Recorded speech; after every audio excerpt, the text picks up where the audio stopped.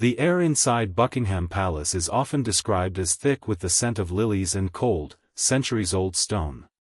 For decades, the public viewed Princess Anne as the stoic, iron-willed protector of the crown, a woman who rarely showed her cards. But when whispers of a shadow legacy threatened to erode the memory of the people's princess, the ice finally cracked.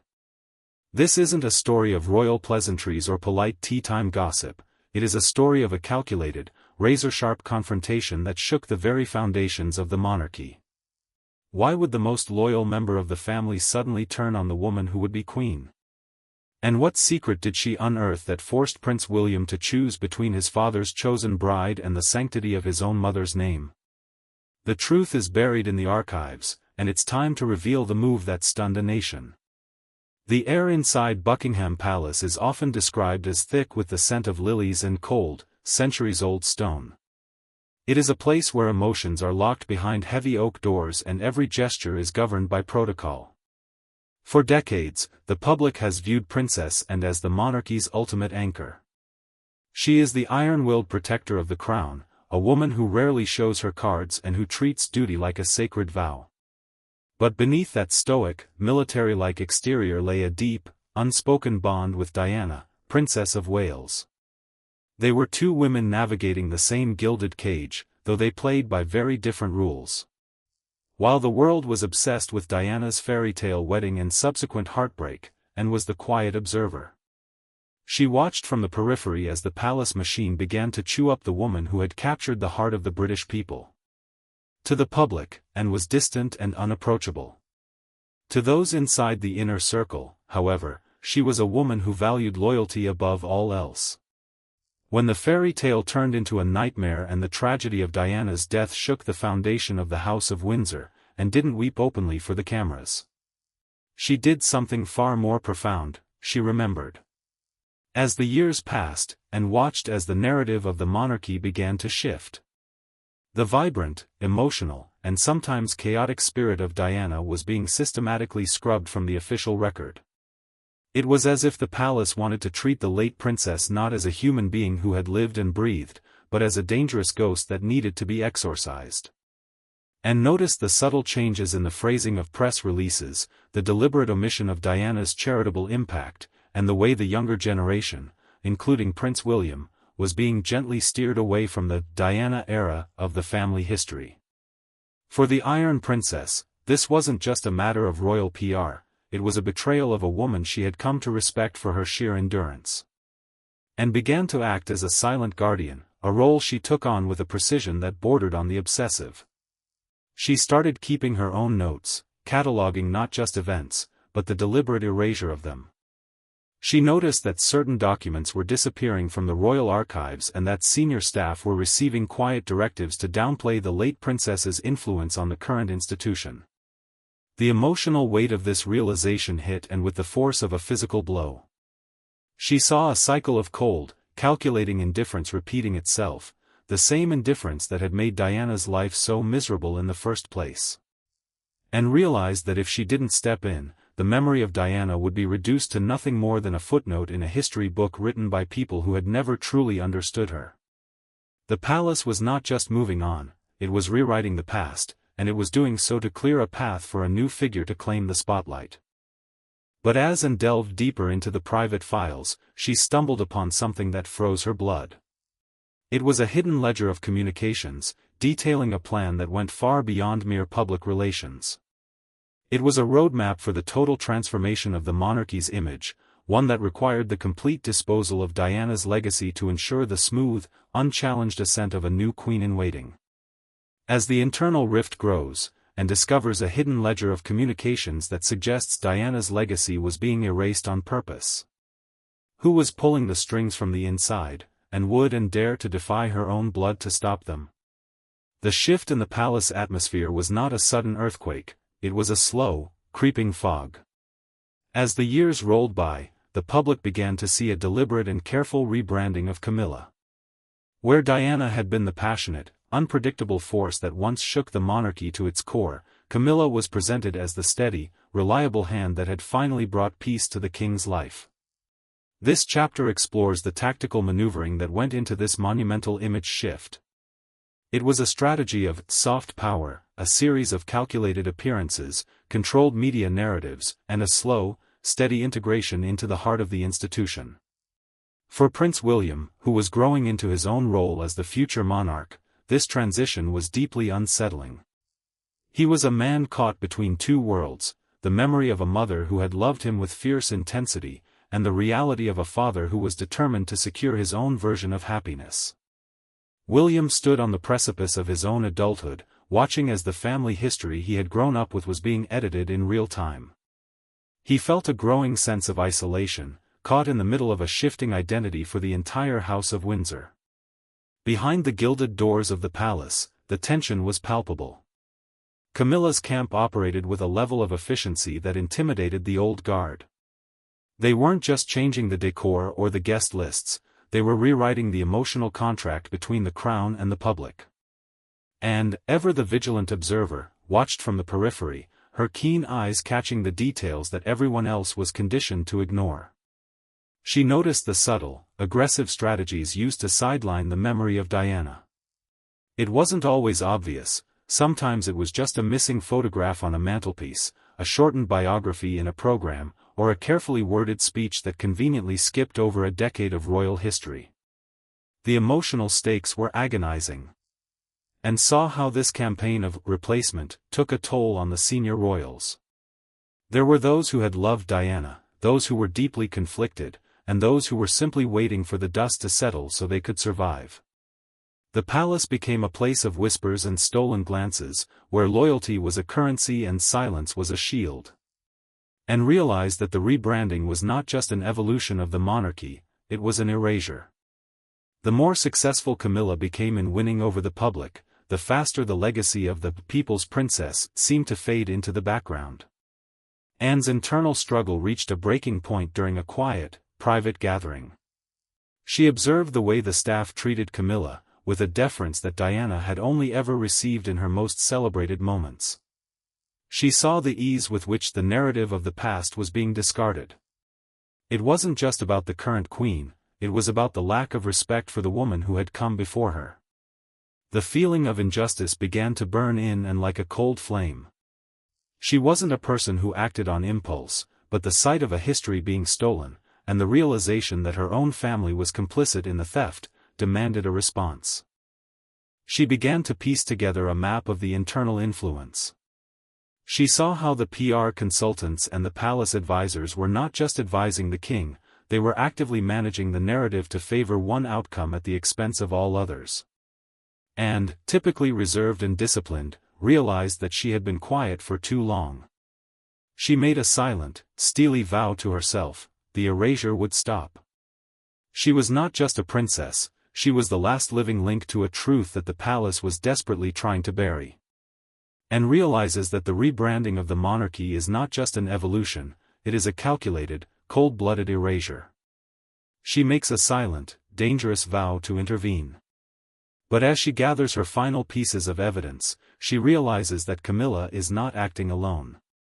There is a much larger force within the palace, a shadow cabinet of advisors, who have been orchestrating this from the start.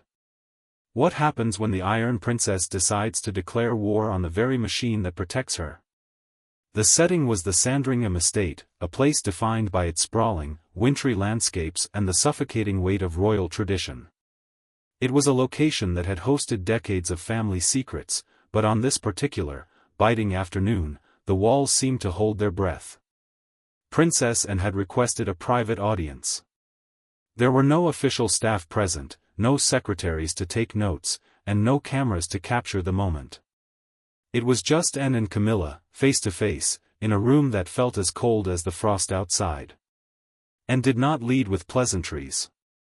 She was not there to engage in the polite, choreographed dance that defined royal interactions. She entered the room with the folder of evidence she had meticulously compiled, documents, internal memos, and a damning timeline of the orchestrated image campaign. When she set the folder on the table, the sharp thud sounded like a gavel strike. Anne's gaze was unflinching, her voice steady and dangerously calm. She laid out the truth, the systematic sidelining of Diana's legacy, the manipulation of media contacts, and the calculated PR strategies that had been employed to make the public forget the tragedy of the past in favor of the convenience of the present. Camilla, who had become accustomed to a life of carefully managed public adoration, was visibly shaken. For the first time in years, she wasn't dealing with a fawning courtier or a controlled press interview. She was facing a woman who was the embodiment of the monarchy's oldest, most rigid values. And didn't raise her voice. She didn't need to. She spoke with a surgical, cold precision, dissecting the secret plan, as if she were performing an autopsy on a corpse. She explained that she had seen every move, every leak, and every attempt to rewrite history. The tension in the room was volcanic. This wasn't a standard royal disagreement, it was a fundamental clash of ethics. And looked at Camilla not with malice, but with a searing, icy disappointment. She made it clear that she would not be a silent witness to the erasure of a woman who had been a vital, albeit complicated, part of their family's story. And told her that the documents she possessed, which highlighted the coordinated effort to push Diana out of the collective memory, were enough to trigger an inquiry that would strip away the carefully curated veneer the palace had spent years building. She presented it as a simple choice: change the course, or face a public reckoning that the institution would not survive. The power dynamic shifted in that instant. For a few agonizing minutes, the carefully polished reality of the new royal order crumbled. Camilla attempted to deflect, but cut through the excuses with a sharp, dismissive remark that left no room for debate. She wasn't asking for an apology, she was demanding a halt to the operation. It was a display of raw, unvarnished authority. Anne, who had spent her life serving the institution, was now prepared to burn a part of it down to protect the truth. As the meeting concluded, the air in the room remained heavy.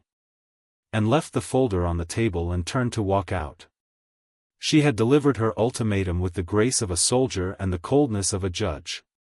But as she walked through the long, shadowed corridors toward the exit, a sickening realization hit her. The level of organization, the sheer reach of the operation she had just dismantled, was too large to be the work of one woman. It was a machine.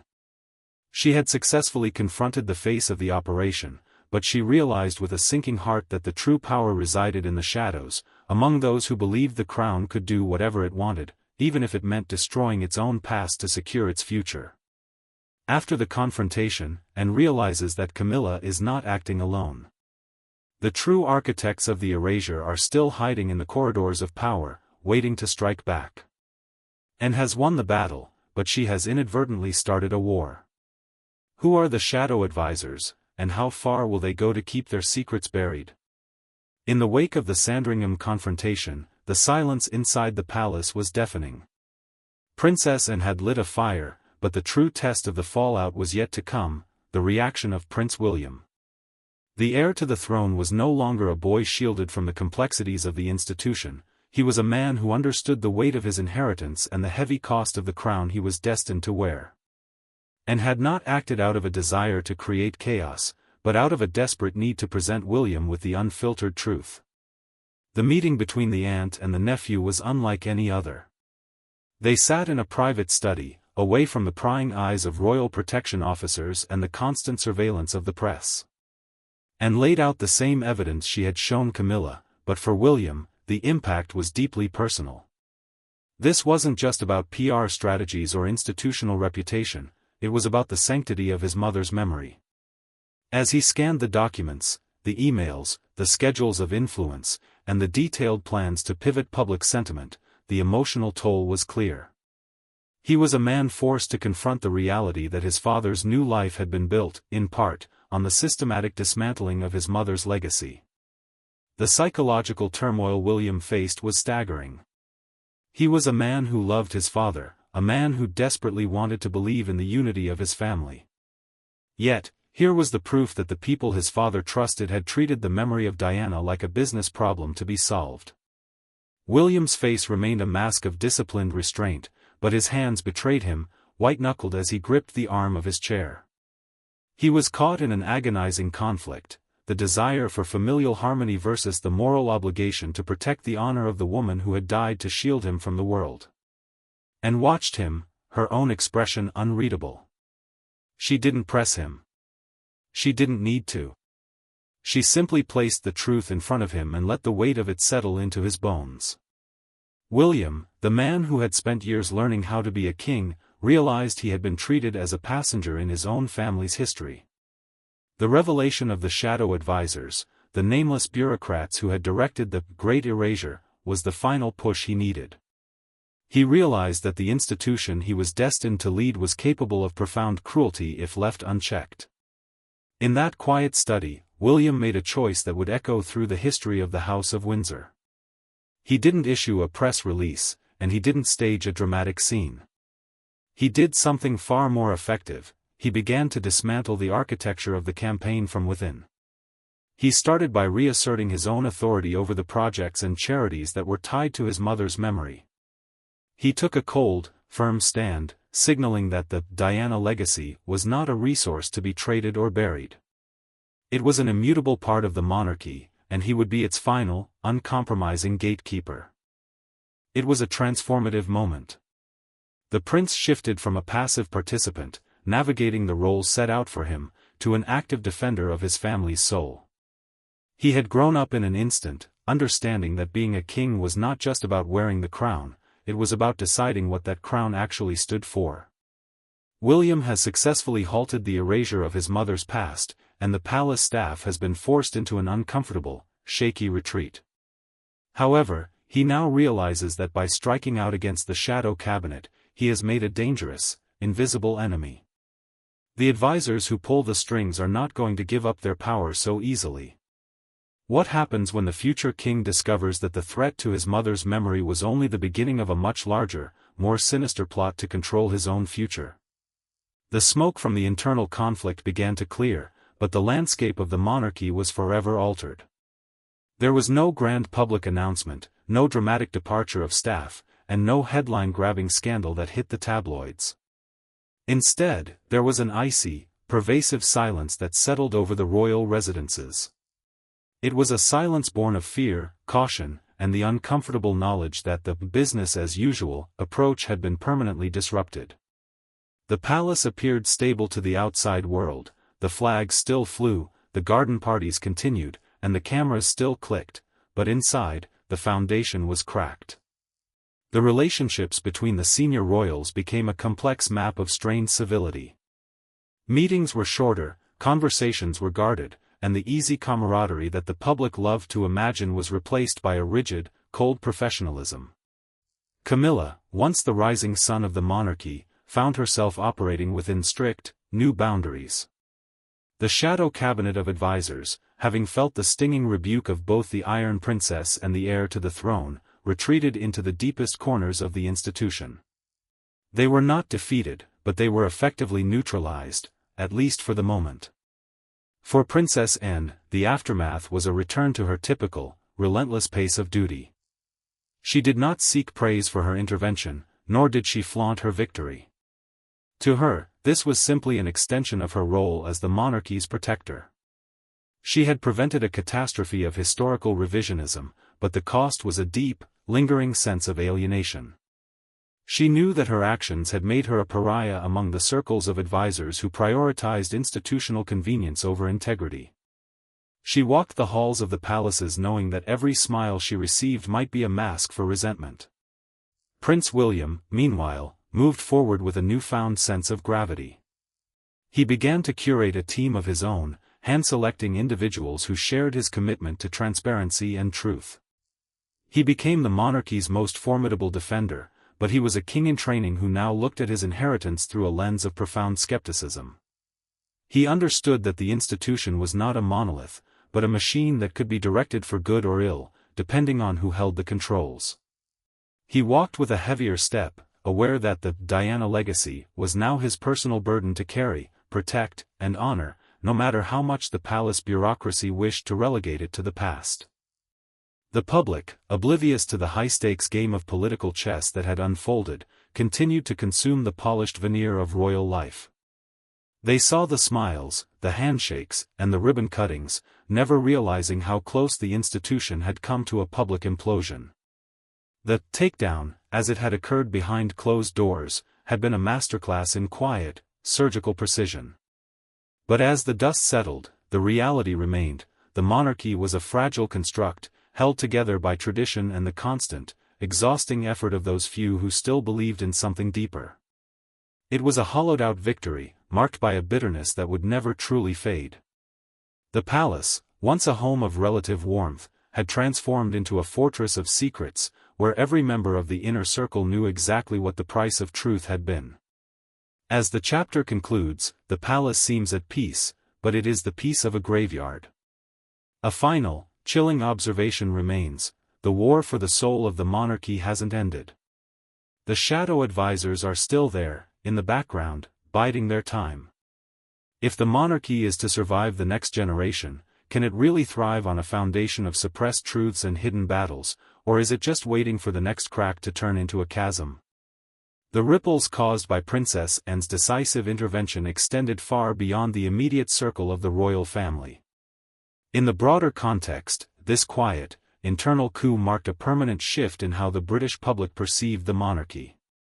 For decades, the institution had relied on a carefully constructed narrative of unity, a facade that suggested the House of Windsor functioned as a single, harmonious body, guided by tradition and unwavering devotion.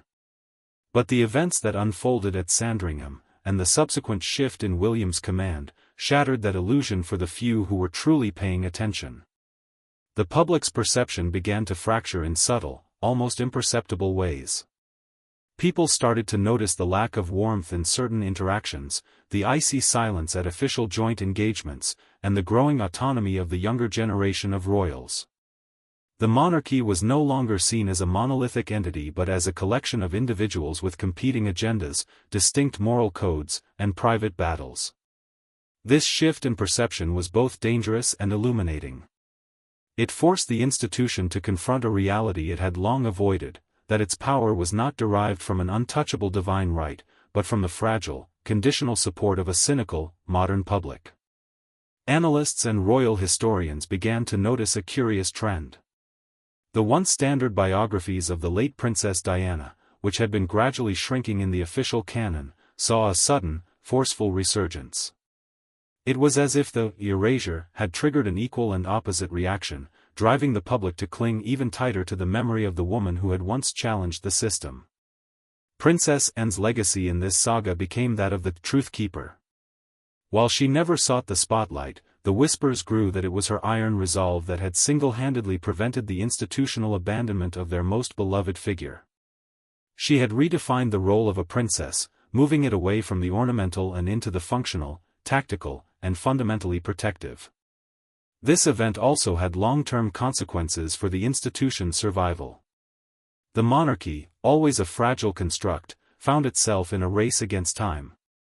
It had to reconcile its deep-seated, often secretive past with the modern demands for transparency and accountability.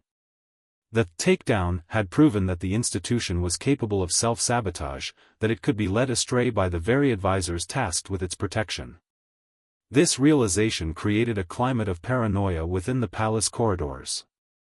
Loyalty was no longer assumed, it had to be constantly proven, and the fear of a repeat internal revolt meant that every decision was weighed against the potential for discovery. The move also solidified Prince William's standing. He was no longer just the future king, he was the man who had faced the shadow cabinet and chosen the path of integrity. This gave him a level of authentic authority he had previously lacked. He became a symbol of a monarchy that could, at the very least, acknowledge its own flaws. Yet, this victory felt heavy. The price of this transparency was the loss of the fairy tale narrative that had protected the throne for so long. The monarchy had been forced to grow up, and in doing so, it had lost the comforting, childlike illusion of perfection. It was a political chess game where the ultimate prize was relevance, but the cost of winning had left the players exhausted and, in many cases, fundamentally changed. Was this the last time Anne would intervene, or was this merely the opening move in a much larger, more perilous game of royal survival? As the institutional shift took root, a deeper mystery remained. If Anne was the protector of the past, what would happen when she was no longer there to hold the line, and the shadow advisors found a new, more effective way to bypass the heir to the throne. The final reflection on the saga of the Iron Princess and the erasure of a legacy is one of cold, hard reality. We look at the current state of the monarchy, where the veneer of unity remains polished to a high sheen, but the internal architecture is forever altered. Princess Anne continues to occupy her role as the secret keeper, the stoic sentinel who remains watchful in the shadows. Prince William stands as the heir, a man who has learned the most difficult lesson of all, that the crown is not just a symbol of power, but a heavy, often crushing responsibility that requires the constant sacrifice of the self. The story of this intervention is a mirror held up to the institution itself. It forces us to confront the nature of loyalty and the true meaning of duty within a family that is also a global business. In a world of cameras, tweets, and 24-hour news cycles, the monarchy fights a war for survival on two fronts.